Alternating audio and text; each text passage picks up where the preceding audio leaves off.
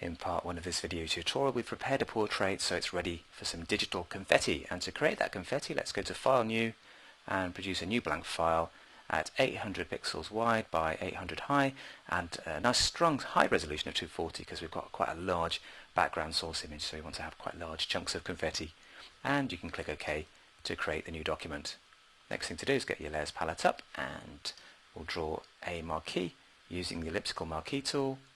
Just click and draw. To get a perfect circle, hold shift and you can fill it up quite nicely there, and then reposition it by dragging. Let's create a new layer to draw the confetti onto, and to do that just click here on the create new layer icon, make sure you've selected it, and now choose a colour to paint into the confetti. Let's go for something quite light and confetti coloured, perhaps like this. Click OK and edit fill the selection with your chosen colour.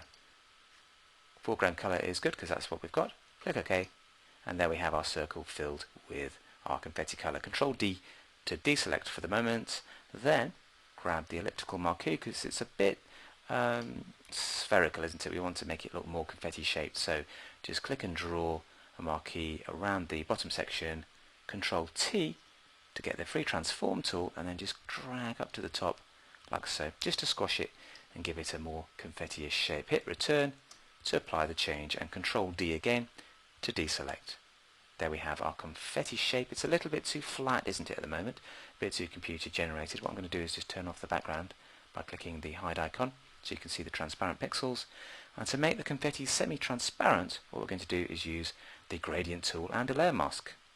So to create a layer mask, we'll repeat the technique we did in part 1 by nicking it from an adjustment layer. So click here, go to levels, click OK, drag it below the layer at the top there, so it's like here, and then hold the Alt key just to get the clipping group and clip them together like so. Then we want to set the foreground colour to grey, so click here, choose a nice grey from the colour picker, click OK. That gives us a semi-transparent pixel when we start painting on the mask. Then we'll take the gradient tool, which is this chap here, make sure we've got foreground to background selected here from presets, click OK, and choose a radial gradient by clicking on here. Make sure reverse is turned off, and what we can do now is target the mask and click and drag to draw a radial gradient. And what that's doing is making it semi-transparent. We're actually seeing some of the white layer from the layer below. If it's not quite enough, then just click and drag a longer gradient and you end up with something like this. You can keep on fine-tuning it until you're happy, so something like that looks quite good. Now to add the confetti to the main layer, what you need to do is shift click to select both, like so. There we go, they're both grayed out.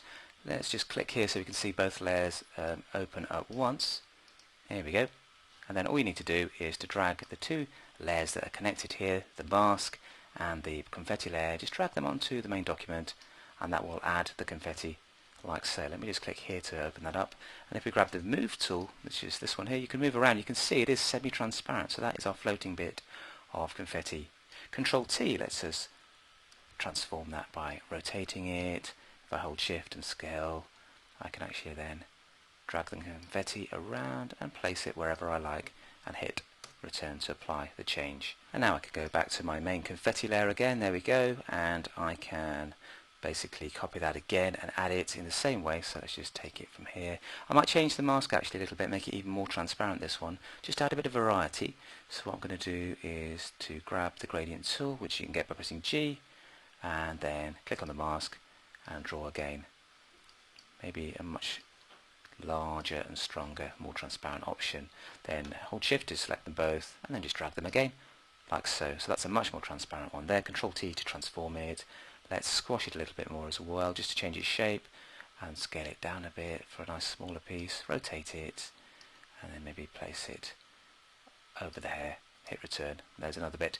So basically you've got the tools you need to create as many different types and sizes of confetti as you like, and then apply them to your main layer. And you can even change the opacity as well of these layers just by clicking on the confetti and just reducing it a little bit more for a little bit more subtlety. So you've got a lot of variety depending on which bit of confetti you're changing and choosing. So the gradient adds a bit of texture and some semi-transparency too, just to make it look more realistic.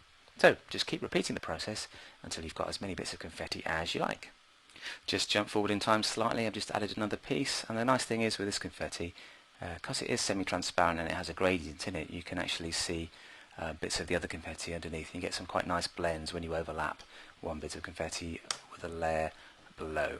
So you can keep adding confetti to your heart's content and changing the opacity of the confetti layers just to create a variety of texture and tone.